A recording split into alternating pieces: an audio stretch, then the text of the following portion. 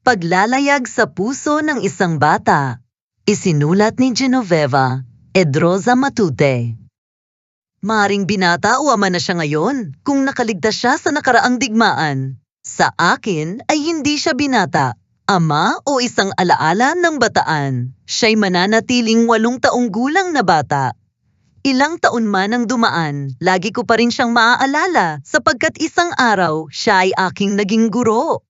Naiiba siya sa aming klase.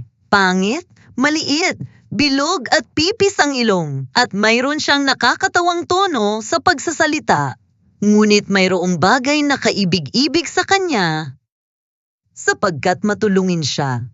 Nagtataka pa nga ako sa kanyang pagiging mahiyain. Nalaman ko naman ang katotohanang siya'y isang munting ulilang bata na lumuwas sa lungsod para maging utusan. Nadama ko ang kakaibang kalungkutan. Nais kong maging katulad siya ng ibang bata na masayang naglalaro.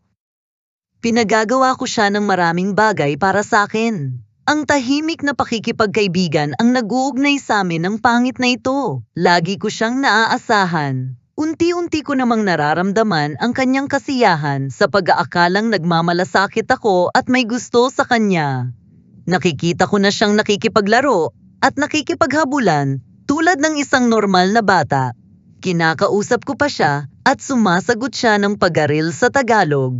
Masigla na rin siya kung sumagot ng, "Goodbye, teacher." Ngayon ay tiyak ko na hindi na siya totoong napag-iisa at hindi na siya nalulumbay.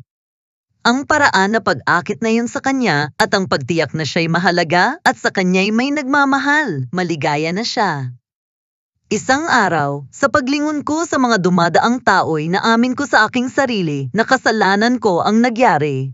May init nun ang aking ulo at nagawa ko ang di dapat gawin. Matindi ang galit ko sa kanya.